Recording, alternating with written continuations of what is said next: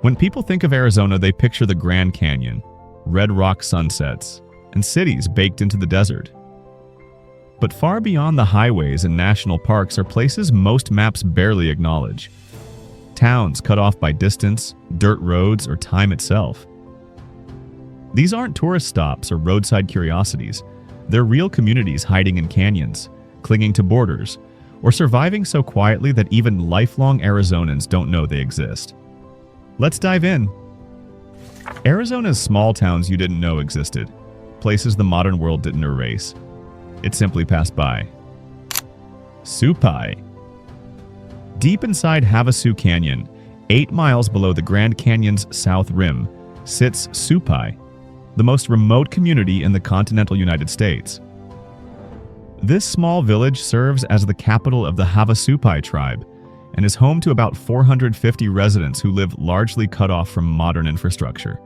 Supai remains the only place in America where mail is still delivered by mule train, a practice unchanged for over 100 years.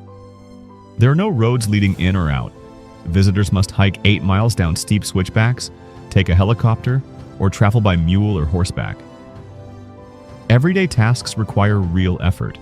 Groceries are either packed in by hand or purchased at high cost from the small village store. While children attend elementary school locally, many must leave the canyon for high school. For over 800 years, the Havasupai have preserved their traditions here, making Supai feel like living history. Crown King. About 70 miles north of Phoenix, high in the southern Bradshaw Mountains at nearly 6,000 feet, Crown King feels far removed from modern convenience. In the early 1900s, this gold mining town thrived with roughly 1,500 residents. But today, fewer than 100 people live here year-round. Reaching it is an adventure of its own. The 31-mile stretch of Senator Highway is rough, unpaved, and can take over an hour from Interstate 17. Four-wheel drive is strongly advised, especially during winter, when snow can shut down access for weeks. That isolation gives Crown King the atmosphere of a place paused in time. The historic Crown King Saloon, operating since 1898, still anchors the town, alongside a small general store, post office, and aging cabins from the mining era. Surrounded by vast national forest, it attracts hikers and off-roaders, while residents rely on self-sufficiency, limited services, unreliable cell signal, and the quiet that comes with true remoteness. Arivaca. 11 miles north of the Mexican border and roughly 60 miles southwest of Tucson, Arivaca occupies a distinctive place both geographically and culturally. This unincorporated community of around 700 residents has cultivated a fiercely independent, live and let live identity that sets it apart from much of Arizona. Tucked into a high desert grassland valley and encircled by protected wilderness, the town feels remote despite its proximity to larger cities. Arivaca draws a diverse blend of ranchers, artists, retirees, activists, and border area residents who deliberately seek a quieter, off-the-grid lifestyle. It gained national attention for opposing border militarization and supporting humanitarian aid for migrants crossing the desert. Politically progressive within predominantly conservative rural Arizona, the town sustains a strong alternative culture. Its modest center features a general store, post office, library, and the well-known Arivaca Tavern, while surrounding ranches and mesquite-covered hills preserve a rugged frontier character rooted in self-reliance. Cybeque. Located on the Fort Apache Indian Reservation in Navajo County, Cybeque rests beside Cybeque Creek in the White Mountain foothills at roughly 5,000 feet elevation. Home to about 1,800 residents, the community is primarily Western Apache, preserving language, ceremonies, and traditions rooted in centuries of history. Few Arizona travelers ever pass through. Cybeque sits nearly 60 miles from the nearest major town, Show Low, reached only by winding reservation roads cutting through pine forests and rugged canyon terrain. Its name comes from an Apache term meaning reddish bottomland, describing the creek valley below. The town drew national attention in 1881 during the Battle of Cybeque Creek, a pivotal clash between Apache warriors and U.S. Army troops during the period of resistance. Today, there are no tourist attractions, just essential spaces like a tribal school, clinic, and chapter house. Surrounded by culturally significant forests and canyonlands, Cybeque remains geographically isolated and deeply rooted in Apache identity. Gleason.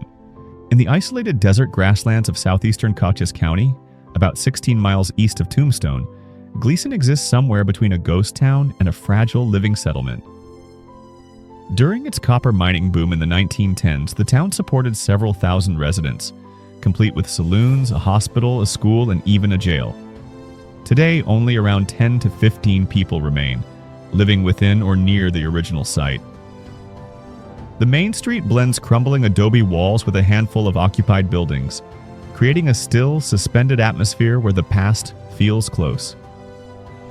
The 1910 Gleason Jail stands as the town's most recognizable structure, now operating as a small museum by appointment. Nearby, the abandoned hospital continues to erode under the desert sun.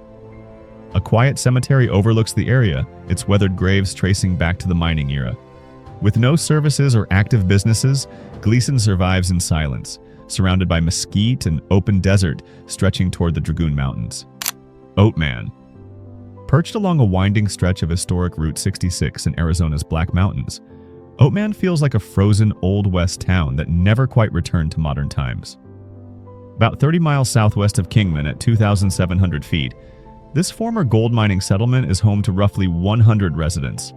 But its most famous inhabitants are the wild burros that roam freely through town. Descended from pack animals left behind by miners, the donkeys wander Main Street, stop traffic, and approach tourists, transforming the area into a living roadside attraction. Weathered wooden storefronts and raised boardwalks preserve the look of an early 1900s boomtown, while staged gunfights entertain visitors daily. The historic Oatman Hotel, linked to Clark Gable and Carol Lombard's rumored 1939 honeymoon, now serves as a bar and museum, its walls layered with thousands of dollar bills. Surrounded by rugged desert peaks and sweeping Mojave views, Oatman thrives by fully embracing its eccentric charm. Wickiup. On Highway 93 between Kingman and Wickenburg, Wickiup is a tiny high desert settlement most drivers barely notice. This unincorporated community of roughly 100 residents sits at the junction of Highway 93 and State Route 97, a technical crossroads defined by its blink-and-you-miss-it anonymity. Even its name has uncertain roots, likely derived from a Hualapai or Yavapai word whose meaning is still debated.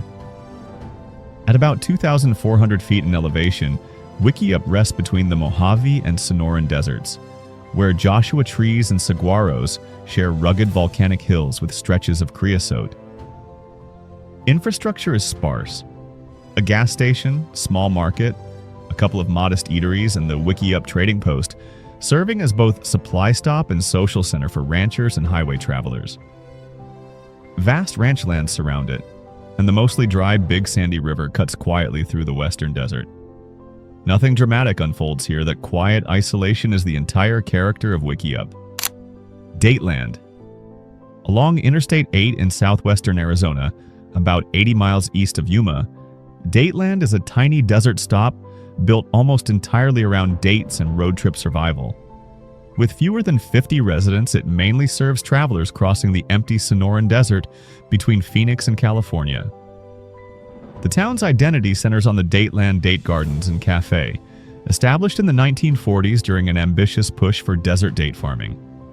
Its legendary date shakes, creamy milkshakes blended with locally grown dates, have gained cult status among road trippers, giving Dateland an outsized reputation. Palm groves surrounding the property create a surprisingly tropical contrast against the stark desert backdrop. Beyond that, infrastructure is minimal.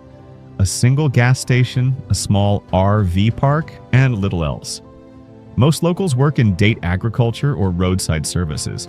Summers regularly climb above 115 degrees Fahrenheit, and despite its position on a major interstate, Dateland feels isolated, an offbeat oasis defined by one sweet specialty: bows. In the isolated desert of La Paz County, about 35 miles north of Quartzsite, Baus is a small census-designated place with deep ghost town origins but a living community. Roughly 800 year-round residents are spread across creosote-covered flats beneath the Plimosa Mountains. Established in the early 1900s as a mining supply town, Baus experienced the familiar boom and bust cycle before settling into quiet endurance. Its modest center features a gas station, small market, post office, and a couple of local restaurants serving people scattered across miles of open desert. Many residents live in manufactured homes or ERVs, while larger services sit about 25 miles away in Parker. Rock and mineral collectors know the area for geodes and semi-precious stones hidden in the surrounding desert. Each winter, snowbirds arrive seeking inexpensive desert living, nearly doubling the population. The climate is harsh, the landscape ancient, and daily life demands self-reliance. Well water, simple routines, and constant isolation. Even so, Baus persists through resilience alone. Dolan Springs, about 60 miles southeast of Las Vegas and 20 miles north of Kingman, Dolan Springs sits in the high desert at roughly 3,500 feet near the Kerbat Mountains.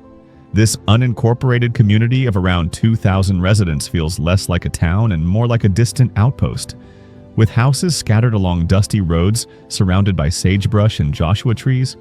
Established in the 1960s as a retirement and recreation destination, it attracted people searching for affordable land and wide open space.